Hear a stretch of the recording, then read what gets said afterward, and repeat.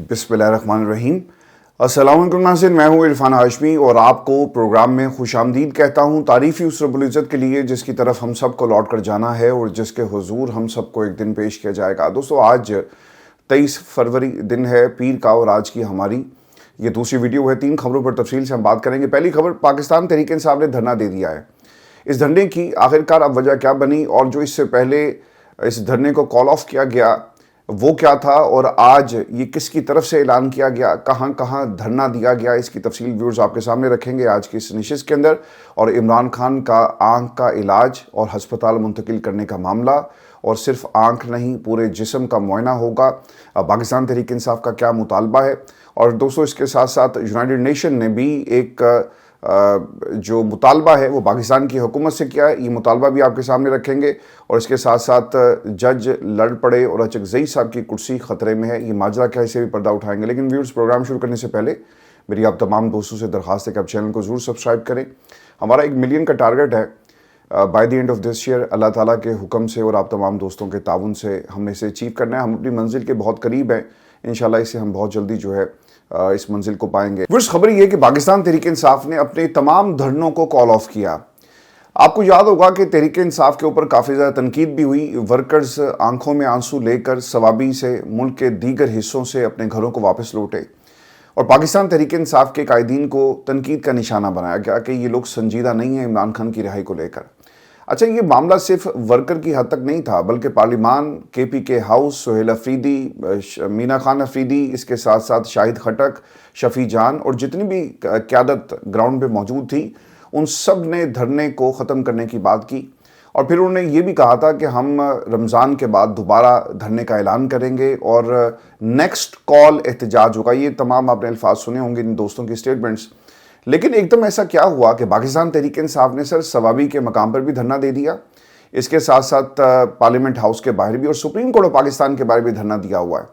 अब इसमें जो सबसे अहम चीज़ है, 2 रोज़ से ये फुटेजेस आ रही थी ख़ासतौर पे सवाबी की, तो ये चीज़ कंफर्म नहीं हो पाई थी कि शायद ये पुरानी वीडियोज़ हैं या ये नई वीडियोज़ हैं। लेकिन अब पता ही चल रहा है कि पिछले 2 दिनों से ये धरना जारी है सवाबी के मकाम पर और पाकिस्तान के सोशल मीडिया ने भी इसको उस तरह से कवर नहीं किया।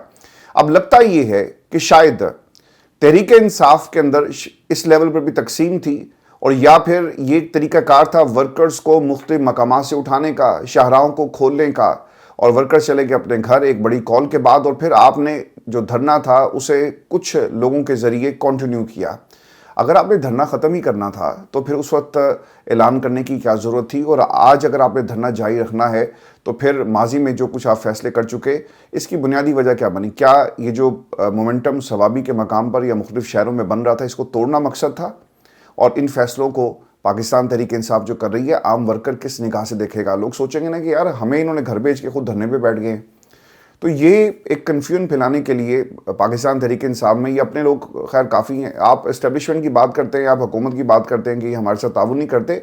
जनाब, आपकी अपनी जमात क्या लाइन ऑफ एक्शन क्या है, इस पर पाकिस्तान की आवाम जो है वो आपसे ये हक रखती है सवाल करने का, क्योंकि ये मैंडेट उनका है। फिर पाकिस्तान तहरीक इंसाफ के धरने की क्या पोजीशन है ये मैं आपको बताता हूँ। ये सारे इकट्ठे हुए जी सुप्रीम कोर्ट ऑफ पाकिस्तान के बिल्डिंग के बाहर, और इन्होंने वहाँ पे मीडिया से इंटरेक्शन किया और वो ये कहते हैं कि हम इखलाकी दबाव डालने के लिए सुप्रीम कोर्ट ऑफ पाकिस्तान पर आए हैं और हम इनको याद कराते रहेंगे कि इनका काम क्या है। सलमान कबराजा साहब 2 बातें उन्होंने जो बहुत ही अहम थी खान साहब के हवाले से वो कही। एक पहली चीज़ ये थी कि एक तो अब ये आंख का मुआयना नहीं होगा। देखिए, ये सिर्फ आंख का मामला नहीं है। जो रीज़न्स हैं कि आपको आंख में ये जो तकलीफ़ हुई है ये ऐसे नहीं होती। इसका मतलब ये होता है कि आपको ब्लड प्रेशर का मसला है, आपको डायबिटीज़ है, कोई ऐसी बीमारी जिस्म के अंदर सर उठा रही है जिसको आप इग्नोर नहीं कर सकते। और अब पाकिस्तान तहरीक इंसाफ का मुतालबा ये है कि पूरे जिस्म का मुआयना किया जाए। देखें, ये तहरीक इंसाफ को धरना किसी सूरत भी ख़त्म नहीं करना चाहिए था। आपके इस धरने में जो एक तरह से ज़ोर होना चाहिए वो अब ज़ोर हमें नज़र नहीं आ रहा। कुछ पार्लियामेंटेरियंस जिनके बारे में आप कहते हैं कि मुल्क के मुख्तलिफ हिस्सों से लोग पहुँचे और हम सुप्रीम कोर्ट ऑफ पाकिस्तान के ऊपर एक इखलाकी दबाव डालने के लिए आए, उनको इखलाकियात का असर अगर ज़रा सा भी ख्याल होता तो इनके ऊपर ये मनी लॉन्ड्रिंग के केसेस ना बने हों, ये एक चोरी के मैंडेट पर बैठकर पाकिस्तान के बड़े बड़े फैसले ना करें, ये हमारे 78 साला मौक़िफ़ को एक लम्हे में सिफर ना करें कि आपने जाकर नेतन्याहू के साथ टेबल जो है वो शेयर कर लिया। تو پاکستان میں آپ اخلاقی دباؤ، کس اخلاقی دباؤ کی بات کرتے ہیں؟ اس یحییٰ افریدی کو جس کا نمبر بھی نہیں تھا وہ چیف جسٹس بن گیا. اب کس عدالت کی بات کر رہے ہیں جس نے اپنے حقوق کے لیے آواز بلند نہیں کی؟ جو اپنے حقوق کے لیے نہیں لڑ سکتی عدالت، وہ آپ کے، میرے اور پاکستان کی عوام کے حقوق کے لیے سر کیا لڑے گی؟ تو یہ بھاشن دینا دوستو بند کریں کہ اخلاقی دباؤ ہے اور ہم یہ کر رہے ہیں اور ہم اس لیے یہاں پر آئے. اور دھرنے کا جو معاملہ ہے، ایک پریشر آپ کامیاب ہو گئے تھے بلڈ اپ کرنے میں، جس کے بعد یہ ساری پراکسیز جو ہیں وہ ایکٹیو ہوئی نا. علیم انکنڈاپور، rest of the company. Imran Khan کی بہن کہتی ہے کہ میرے بھائی کو جان سے مار دیں گے. یہ میری گفتگو ہوئی میرے بھائی سے اور میں آپ کو سب کو پہلی دفعہ بتا رہی ہوں. اور بیرسٹر گوہر کہتا ہے کہ نہیں، اب ان کی صحت بالکل ٹھیک ہے. یعنی ڈاکٹر بیرسٹر گوہر صاحب جو ہیں وہ عمران خان کی صحت کو ٹھیک کر کے بیٹھے ہوئے ہیں. سلمان اکرم راجہ کہتے ہیں جی کہ میں چیف جسٹس یحییٰ افریدی سے ملاقات کرنے کے لیے گیا لیکن ملاقات نہیں ہو سکی. میں دوبارہ چیف جسٹس سے ملاقات کی کوشش کروں گا. عمران خان کا صرف آنکھ کا نہیں بلکہ پورے جسم کا چیک اپ ہونا ہے. امید ہے کہ انہیں شفا انٹرنیشنل منتقل کیا جائے گا. دیکھیں یہ پاکستان تحریک انصاف کے وکلا کیا کر کیا رہے ہیں. میں نے مجھے اچھی طرح یاد ہے 2024 سے پہلے جب پاکستان تحریک انصاف کے قائدین کو پریس کانفرنسز کے ذریعے الگ کر دیا گیا تو میں نے ایک میری اسیسمنٹ تھی اور آج وہ بالکل ایک لفظ اس کا سچ ثابت ہو رہا ہے. میں نے کہا تھا کہ یہ وکیل پارٹی پر قبضہ کر لیں گے اور آج دیکھ لیں گے وکلا نے پارٹی پر قبضہ کر لیا. آپ عدالتوں کے اندر بہت ہی اہم نقطہ ہے دوستو کہ عدالتوں میں عمران خان کے کیسز اور ان کیسز کے حوالے سے جتنی پٹیشن ہیں ان کو یہ فالو نہیں کرتے. آپ وہ صدیق جان چونکہ وہ ریگولر فالو کرتا ہے، آپ اس کے ٹویٹس دیکھیں. اس کے علاوہ کورٹ رپورٹر سے آپ بات کریں، وہ یہ بتاتے ہیں کہ پاکستان تحریک انصاف نے، یہ بیرسٹر گوہر کی میں آپ کو مثال دیتا ہوں، یہ 26 نومبر کو جو کچھ ہوا اس پر انہوں نے استغاثہ دائر کیے. یہ جا کر شہادتیں ریکارڈ نہیں کرواتے تو انہوں نے عمران خان کا کیس کیا لڑنا تھا؟ پاکستان تحریک انصاف، جب آپ کہتے ہیں نا کہ ہم عدالتوں میں جائیں گے، وہ عدالت جہاں پر کوئی پٹیشن نہیں لگی ہوئی، آپ وہاں پر اخلاقی دباؤ بڑھا کر یا کسی سے ملاقات کر کے کیا یہ فیصلہ لے لیں گے؟ درخواست لگی، اس کو سماعت کے لیے مقرر نہیں کیا جاتا، تمہارے حق میں فیصلے تو دور کی بات ہے ان کی سماعت بھی نہیں ہوتی، تو تم ان ملاقاتوں سے کیا اچیو کرو گے؟ تو سر یہ ایک دھوکہ ہے، جیسا پاکستان کی اسٹیبلشمنٹ دھوکہ دیتی ہے اس نظام کو، پاکستان کی جمہوریت کو، اور سیاستدان ان کا اعلی کار بن گئے. اسی طرح یہ وکلا بھی پاکستان تحریک انصاف میں عمران خان کو دھوکہ دینے. یہ جو صاحب تھے نا لطیف کھوسہ کے بارے میں جو بات ہوئی، انہوں نے کوئی کیس نہیں لڑا. اس وقت بہت سارے دوستوں نے تنقید کی کہ دیکھیں لطیف کھوسہ جو ہیں وہ بشرا بی بی کے کیمپ کے تھے، ان کو وہ چیئرمین بنانے کی وہ کوشش کر رہی تھی. خان صاحب نے ایک جملہ کہا تھا وہ آج سچ ثابت ہوا، ان کو کوئی کیس نہیں ملا. یاد رکھیے گا کیوں نہیں ملا؟ عمران خان نے کہا تھا کہ یار یہ آ کے کھڑا ہو جاتا ہے، تیاری نہیں کرتا، اور پھر ان کو اس کیس سے الگ کر دیا گیا. تجربے ہوئے ہیں عمران خان کے کیسز کے ساتھ، تجربے ہوئے، اور ایسے لوگ آ گئے جنہوں نے عمران خان کا کیس نہیں لڑا بلکہ عمران خان کے ساتھ لڑے دوسری طرف سے، اور عمران خان کا وقت ضائع کیا گیا. آج پاکستان تحریک انصاف کے ساتھ جو حالات ہے اس میں وکلا کا ایک بہت بڑا ہاتھ ہے. اور آپ دیکھیں گے یہ 300 مقدمات اس طرح نہیں بنے، یہ 300 مقدمات بہت پہلے ختم ہو جاتے. یہ عمر عطا بھندیال کے ہوتے ہوئے بننا شروع ہو گئے تھے، یہ جسٹس اعجاز الحسن کے ہوتے ہوئے بننا شروع ہو گئے تھے، یہ جسٹس منصور کے ہوتے ہوئے بننا شروع ہو گئے تھے. یہ عامر فاروق صاحب تو خیر بعد میں آئے، جسٹس میاں گل حسن اورنگزیب، باقی تو 6 ججز ابھی خط لکھا ہی تھا انہوں نے. تو اس وقت اگر سپریم کورٹ پاکستان اور اپنے کیسز کو یہ صحیح طرح لڑتے تو شاید آج ایک ڈیفرنٹ قسم کا ماحول ہوتا، لیکن ایسا نہیں ہوا. آپ نے ایک طرح سے لیتھارجک بیہیویئر اپنایا اور اس کا رزلٹ کیا نکلا؟ ترامیم ہو گئی، ججز کے تبادلے ہو گئے، ججز کا سارا جو طاقت تھی انہوں نے صفر کر دی. تو یہ اندر سے دیکھیں، جب بھی کبھی کسی ملک میں کوئی بغاوت ہوتی ہے نا یا سازش ہوتی ہے تو اندر سے لوگ نا وہ آپ کو فیسیلیٹیٹ کرتے ہیں، خبریں دیتے ہیں، جیسے آپ جاسوس کہیں، پراکسی کہیں، what ever you call them. یہ جو 3-4 ہزار بندہ ایران کے اندر مار دیا گیا اور جو دنگے فساد وہاں پر ہوئے، اس کی کیا وجہ تھی؟ یہ جو ان کی انٹرنیشنل اسٹیبلشمنٹ ہے انہوں نے وہاں پہ اپنے بندوں کو اتارا، سی آئی اے نے اتارا، باقی لوگوں نے اتارا، اسرائیل کی خفیہ ایجنسیز وہاں پہ کام کرتی رہی اور انہوں نے لوگوں کو پکڑا. یعنی اندر سے لوگ ملے ہوئے تھے تو اتنا بڑا میسیکر ہوا. یہ جو جمہوریت کا میسیکر ہو رہا ہے سر، اس کی بھی ایک بڑی وجہ یہی ہے کہ اندر سے فیسیلیٹیٹ کیا جاتا ہے. Having said that, doctor Usma یہ کہتی ہیں کہ عمران خان نے اپنی جان کے حوالے سے جس تشویش کا اظہار کیا وہ ہمارے لیے سب سے اہم ہے. اب بات عمران خان کی آنکھ سے آگے بڑھ گئی ہے. اس وقت ہمارے سامنے ایک سرکاری رپورٹ ہے اور ایک بیرسٹر سلمان صفدر کی رپورٹ ہے. ہم ہرگز سرکاری رپورٹ پر یقین نہیں کرتے اور ماہ رمضان کا احترام، لیکن ہم اپنی آواز بلند کرتے رہیں گے. ہم روز آئیں گے، ہم عدالتوں کے باہر بیٹھیں گے. سلمان اکرم راجہ نے کہا کہ دہشت گردی کی وجہ سے ہمارے دل خون سے بھرے ہوئے ہیں، ہماری آنکھوں سے خون ٹپکتا ہے. پاک فوج ہم اور ہمیں کوئی فاصلہ نہیں، ہم افواج پاکستان کی قربانیوں کے متعارف ہیں، شہیدوں کا خون ہم سب پر قرض ہے۔ سپریم کورٹ کی بلڈنگ کے اوپر پاکستانی قوم کا لاکھوں کا خرچہ آتا ہے، یہاں پر موجود ججز کو عوام کے ٹیکس کے پیسوں سے لاکھوں کی تنخواہیں ملتی ہیں۔ ہم سپریم کورٹ کا دروازہ کھٹکھٹاتے رہیں گے اور امید کرتے ہیں کہ سپریم کورٹ سے انصاف ملے گا۔ شاہد بھائی درخواست دیں، یہ ویسے ہی ٹکر مارنے سے جو ہے وہ نہیں کھلے گا، چونکہ انہوں نے وہاں پہ آپ کو ویسے ہی آپ کو انصاف نہیں مل رہا، انہوں نے کہنا جی درخواست تو آپ کی کوئی آئی نہیں ہے، تو ہم کس طرح سے آپ کو انصاف دیں۔ اور پہلی بات یہ ہے کہ جو طریقہ کار تھا وہ اپنایا جائے، جہاں پر زور لگانا ہے وہاں پہ زور لگائیں، جہاں پہ زور نہیں لگانا خدا کے لیے وہاں پر کاغذی کارروائی کریں اور وہاں پر کاغذات کا سہارا لے کر اپنی جو ریٹن اپلیکیشن وہ چیف جسٹس تک پہنچائیں۔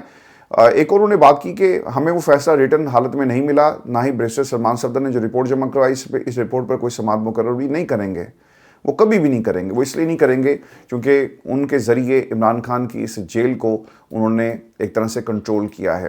دوستو آج ایک اور بڑی ڈیولپمنٹ ہوئی ہے اور یہ ڈیولپمنٹ ہے اقوام متحدہ میں جو کیس آ گیا ہے، اور یہ کیس کیا انٹرنیشنل ہیومن رائٹس کے وکیل ہیں جیرارڈ، انہوں نے لکھا کہ میں نے سابق وزیر اعظم عمران خان کی جانب سے اقوام متحدہ کے خصوصی نمائندے برائے حق صحت تلالنگ موفوکنگ، اگر یہ نام آگے پیچھے ہو جائے تو دوستوں میں معذرت چاہتا ہوں، کو ایک فوری اپیل جمع کرا دی جس میں پاکستان کی حکومت سے فوری مداخلت کی درخواست کی۔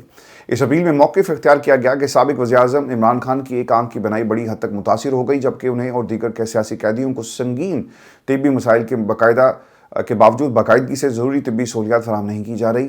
یہ صورتحال فوری طور پر ختم ہونی چاہیے اور تمام سیاسی قیدیوں کو بلا امتیاز مناسب طبی سہولیات فراہم کی جانی چاہیے۔ دیکھیں اقوام متحدہ اس سے پہلے بھی یہ آواز اٹھا چکا ہے اور میں یہ سمجھتا ہوں کہ پاکستان تحریک انصاف کو اقوام متحدہ کے باہر احتجاج کرنا چاہیے، اور اقوام متحدہ اور وہاں یورپی یونین کی بلڈنگز کے باہر آپ کو احتجاج کرنا چاہیے۔ جہاں جہاں بھی پاکستان کی آواز پاکستان کی حکومت تک پہنچ سکتی ہے وہاں پہ آپ احتجاج کریں، اور پاکستان کے ہائی کمیشن لندن میں احتجاج کرنے سے آپ کو کچھ نہیں ملے گا، ٹھیک ہے؟ اس سے پولیس آئے گی، پولیس آپ کو وہاں پہ کونے میں کھڑا کر دیتی ہے اور کہتی ہے کہ ٹھیک ہے آپ نعرے ماریں۔ جب تک ان راستوں کو نہیں کھولا جاتا جہاں سے انٹرنیشنلی پریشر آئے گا پاکستان کی حکومت کے خلاف، آپ کو وہ تمام راستے کھولنے چاہیے۔ لندن کے اندر برطانیہ میں بہت سارے انٹرنیشنل چیپٹرز ہیں، انفارچونیٹ ہے جی یہاں پہ جو حالات پارٹی کے پاکستان میں یہاں اس سے بدتر ہیں۔ امریکہ کے اندر بھی آپ کو یہی سننے کو ملے۔ اب جس سے فون کریں نا، میں نے ابتدا میں بہت سارے لوگوں سے رابطے کیے، بعد میں مجھے یہ احساس ہوا اور پھر میرے خلاف بھی انہوں نے ٹویٹس کرنا شروع کر دی۔ پرابلم ہے اس کہ یہی سمجھ نہیں آتی کہ عمران خان کے ساتھ کون ہے اور عمران خان کے خلاف کون ہے۔ آپ کو دھڑے اتنے سارے ملیں گے اور وہ عمران خان کی بات نہیں کرتے، وہ اپنی بات کرتے ہیں کہ جناب میں نے سب سے پہلے یہاں پہ پی ٹی آئی کی اینٹ پہلی رکھی، پہلا میرا حق ہے، قربانیاں میں نے دی، میرے اوپر کیسز ہوئے پاکستان میں، میرا خاندان کے ساتھ یہ کیا جا رہا ہے۔ یہ آپ کو کہانیاں سننے کو ملتی ہیں اور کوئی ایک پلیٹ فارم آپ کو نظر نہیں آئے گا۔ اس کا نقصان یہ ہوا کہ وہ لوگ جن کا تحریک انصاف سے کوئی تعلق نہیں تھا انہوں نے تحریک انصاف کو ٹیک اوور کرنا شروع کر دیا، اور اس میں بہت ساری پراکسیز بھی ہیں اور مختلف گروپس کے نام سے یہ لوگ یہاں پہ لانچ ہو گئے۔ کچھ صحافی نہیں ہیں وہ صحافی بن گئے، جو صحافی تھے وہ لیڈر بن گئے، اور جو مشیر تھے انہوں نے بھی صحافت شروع کر دی۔ آپ کریں، یہ آپ کا رائٹ ہے، لیکن اس کا نقصان یہ ہوا کہ آپ کی جو انڈیویجول پہچان تھی ایز اے پاکستان تحریک انصاف، وہ سر ہمیں نظر نہیں آتی۔ وہ صحافی جن کی پہچان صحافت ہونی چاہیے وہ آپ کو پارٹی ایک مخصوص قسم کا ایک بیانیہ بناتے ہوئے نظر آئیں گے، وہ بھی غلط ہو گیا، وہ صحافت کے ساتھ غلط ہو گیا، کیونکہ جب آپ چیزوں کو انالائز نہیں صحیح طرح کرتے تو پھر آپ حق اور سچ میں تمیز کرنے کے قابل نہیں رہتے اور آپ کی آنکھیں بند ہوتی ہیں، اور دیٹ از سو انفارچونیٹ جو پاکستان تحریک انصاف کے ساتھ ہو رہا ہے۔ تو دروازے سر وہ کھولیں جہاں پہ آواز آپ دیں اور پلٹ کر آپ کو آواز آئے اور اس آواز کا کوئی اثر بھی ہو پاکستان کی حکومت کے اوپر، اور یہ دباؤ اسی طرح بڑھے گا۔ میں آپ کو ویورز ایک خبر یہ بھی دے دوں کہ علامہ راجہ ناصر عباس صاحب نے ایک بڑی پیشکش کی ہے حکومت کو، اور وہ یہ کہتے ہیں کہ آپ عمران خان سے معاملہ ٹھیک کریں۔ میں وعدہ کرتا ہوں کہ بے شک فارم 47 والی ہی حکومت آپ کی ہو، لیکن ہم اسے نہیں کرائیں گے اور کسی سازش کا ہم حصہ نہیں بنیں گے۔ علامہ راجہ ناصر عباس نے یہ بڑی ایک آفر کروا دی ہے، اور میرا خیال ہے کہ پاکستان کی حکومت کو یہ سوچنا چاہیے اور ایک راستہ نکالیں جس میں عمران خان کی رہائی سب سے ٹاپ پرائیورٹی ہونی چاہیے۔ میں پہلے دن سے اس بات پہ یقین رکھتا ہوں کہ اس نظام سے عمران خان کو انصاف نہیں ملے گا۔ پاکستان کا عدالتی نظام، جو سر خبریں پچھلے 2 برسوں سے میں آپ کو رپورٹ کر رہا ہوں اور جن لوگوں سے مسلسل ہم رابطے میں رہتے ہیں، جو ہماری اسیسمنٹ ہوتی ہے، وہاں سے ان پچھلے 935 دنوں میں ایک ہی آواز آئی کہ ہم نے عمران خان کو ڈیل کے بغیر یہاں سے نہیں نکالنا۔ یہ 3 برس 935 دن عمران خان کی زندگی کے ضائع نہیں ہوئے۔ یہ عمران خان کی جو کوشش تھی، جو وہ پاکستان کے لیے کر رہا ہے، یہ پاکستان کی عوام کے 935 دن ضائع ہو گئے۔ اگر عمران خان آج باہر ہوتے تو یقیناً اس حکومت کو یہ فیصلے کرنے کی ہمت نہ ہوتی۔ آج آپ پنجاب کے اندر مریم کی اس طرح سے تصویریں دیکھ کر اور پرسنل جو آپ کی نمود و نمائش ہی نظر نہ آ رہی ہوتی۔ آپ یہ سب چھوڑ دیں سر، بہت ہی چھوٹا سا یہ چیپٹر ہے مریم کا اس پوری جنگ کے اندر۔ یہ جو 78 برس کا ہمارا اسرائیل کے حوالے سے موقف تھا، کسی کو ضرورت نہ ہوتی کہ ایک ٹیبل شیئر کرتے۔ اور آج پاکستان کا جو موقف ہے، ہمیں تو آج یہ نہیں پتا، باہر جب کسی گورے سے بات کریں تو وہ ہنستا ہے ہمارے اوپر، کہتا ہے کہ ہاں سناؤ کیا ہوا۔ ہم تو اس بورڈ آف پیس میں حصہ نہیں بنے، ہمارے اوپر تو بڑے الزامات ہیں کہ ویسٹ یہ کرتا ہے، ویسٹ نے وہ کر دیا مسلمانوں کے خلاف۔ تمہارے اپنے ملک نے کیا کیا؟ اور یہ سوال تاریخ بھی اب آپ سے کرے گی۔ شہباز شریف صاحب، اگر آپ یہ سمجھتے ہیں کہ آپ نے اپنے اقتدار کو مفاہمت کے ذریعے اپنا لیا، بعض باتیں سر ایسی ہوتی ہیں جو قوموں کی زندگی میں ان کے نظریے کو، ان کی سوچ کو اور ان کی جو اصل پہچان ہے اس کو بدل کے رکھ دیتی ہیں، اور آپ نے وہ کام کیا۔ آپ ڈیلیں کریں، اسٹیبلشمنٹ سے اپنی حکومت بچائیں، جو کرنا تھا آپ کریں، لیکن پاکستان کی عوام کا اور پاکستان کی بطور ریاست جو موقف تھا، جو قائد اعظم کا موقف تھا، اس سے آپ کس طرح پیچھے ہٹ سکتے ہیں؟ فلسطین کے اندر آپ ایک طرف بچوں کو شہید کر رہے ہیں اور آپ بورڈ آف پیس میں بیٹھ، کیا کیا پاکستان نے؟ ابھی تک کیا ہوا؟ اس بورڈ آف پیس کا کیا نتیجہ نکلا؟ کیا اسرائیل نے جنگ روک دی؟ آج اسرائیل آپ کو دھمکی دے رہا ہے، یہ نیتن یاہو کی دھمکی تھی کہ میں سنی شیعہ دونوں کو ماروں گا۔ اب پیچھے کیا جنگ رہ گئی؟ انہوں نے یہ نہیں کہا کہ ہم مسلمانوں کو ماریں گے، وہ سنی شیعہ دونوں کو مارنے، یعنی اتنی زیادہ انہوں نے ہمارے اوپر تحقیق کی، ریسرچ کی ہوئی ہے کہ مسلمانوں کے اندر گروپس ہیں، فرقے ہیں، ایک سنی ہے، ایک شیعہ ہے، کوئی اہل حدیث ہے، کوئی دیوبند ہے، کوئی وہابی ہے، سارے جو لوگ ہیں ہم ان سب کو ماریں گے۔ اور ہم کیا کر رہے ہیں؟ ہم کہتے ہیں کہ نیتن یاہو اور ڈونلڈ ٹرمپ آپ محافظ ہیں۔ خدا کا خوف کھاؤ یار، تم نے تو رمضان کا حوالہ بھی دے دیا اور دعائیں کرنا شروع کر دی۔ ہم کس طرف جا رہے ہیں؟ تو علامہ راجہ ناصر عباس صاحب جو بات کر رہے ہیں، خان صاحب کی رہائی سر بہت ضروری ہے، کیسے بھی ہو رہا کروائیں عمران خان کو، اور آپ اسے ڈیل کہیں، میں تو سر اسے مصلحت کہتا ہوں۔ دیکھیں، نبی کریم صلی اللہ علیہ وسلم نے مصلحت تھی تو مسلمانوں کو کہا کہ جاؤ حبشہ کی طرف ہجرت کر جاؤ۔ اللہ کا پیغام ابتدا میں جب اسلام اس طرح سے جب آغاز ہوا تو اللہ تعالیٰ نے نبی کریم صلی اللہ علیہ وسلم کو جو پیغام بھیجا، آپ نے لوگوں تک یہ پیغام بڑی خاموشی سے پہنچایا۔ ابتدا میں حکمت عملی تھی، اور جب اللہ کا حکم آیا تو اللہ کے نبی نے جو یہ پیغام سب کے سامنے دن کی روشنی میں لوگوں کے درمیان کھڑے ہو کر پہنچایا، حکمت عملی تھی۔ تو حکمت عملی فیصلے وہی اچھے ہوتے ہیں جو وقت کے مطابق کیے جائیں۔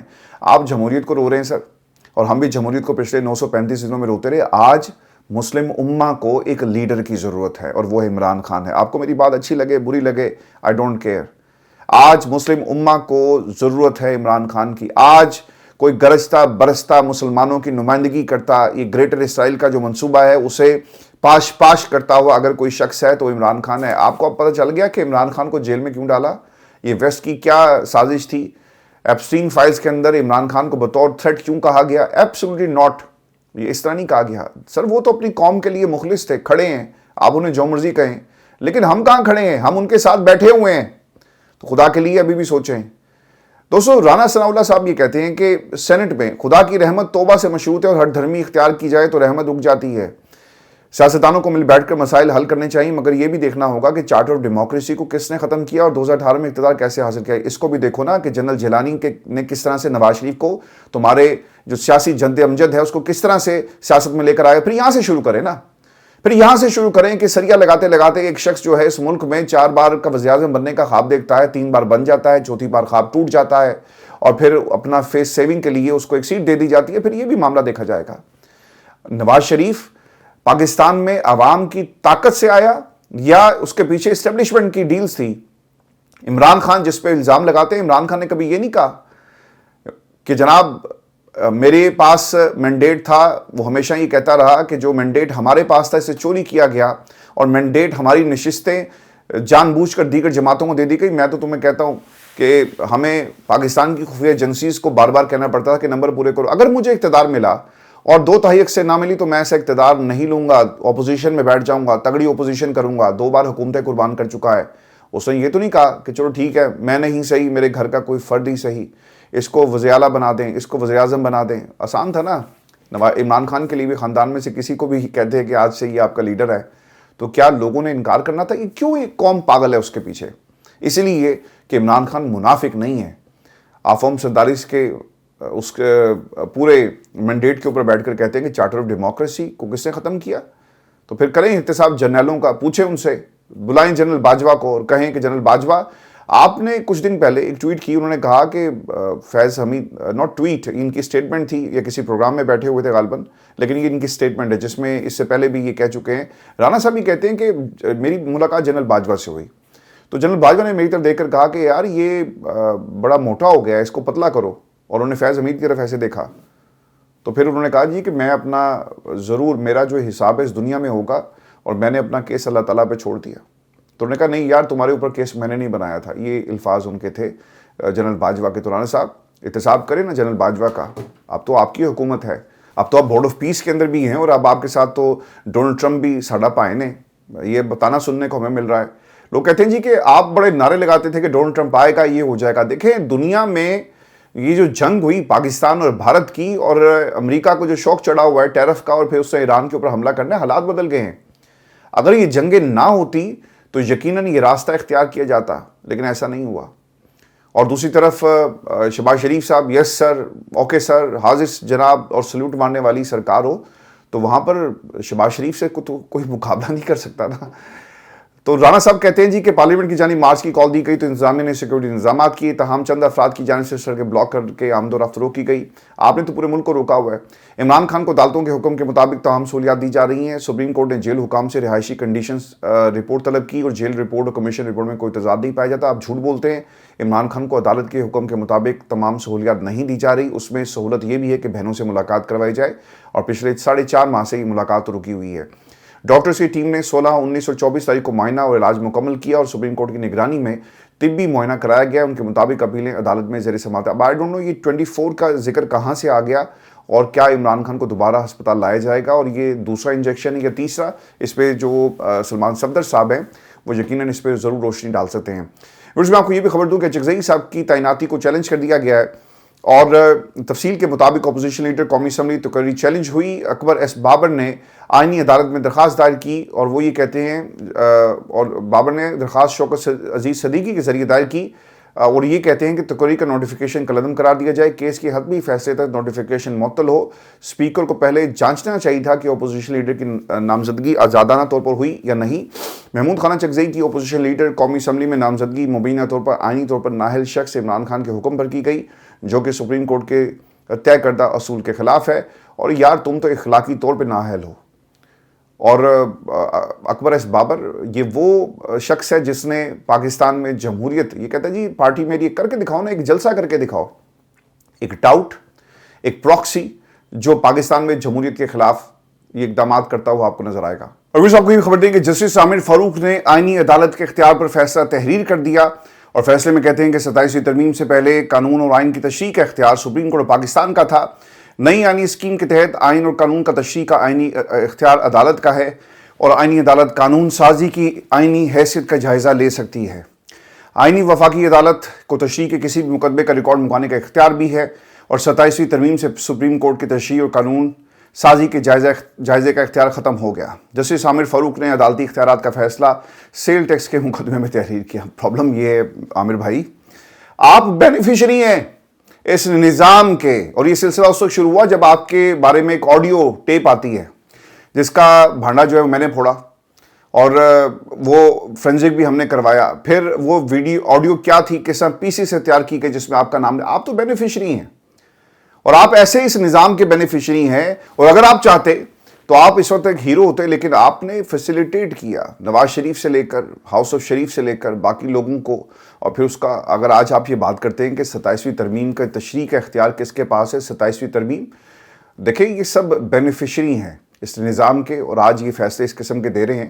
ایک طرح سے انہوں نے صحیح کہا کہ 27ویں ترمیم ہو گئی ہے اور اب ہمارے پاس یہ اختیار نہیں رہا, تو اب بہت دیر ہوگی میرے بھائی، جب آپ کے پاس اختیار تھا کھڑے ہونے کا، لیکن آپ نے اس وقت پاکستان میں کچھ لوگوں کے ساتھ مل کر اس نظام کا حصہ بن گئے۔ آپ جب اس کرسی سے اتریں گے نا سر، کسی کو یاد بھی نہیں ہوگا کہ عامر فاروق کوئی تھا یا نہیں تھا، لیکن ہاں جب نظام کو فیسیلیٹیٹ کرنے والوں کی شناخت پریڈ کی کروائی جائے گی نا، تو اس میں ایک ایک شخص کا نام جو ہے وہ لیا جائے گا اور یاد کروایا جائے گا کہ آپ لوگوں نے کیا کام کیا۔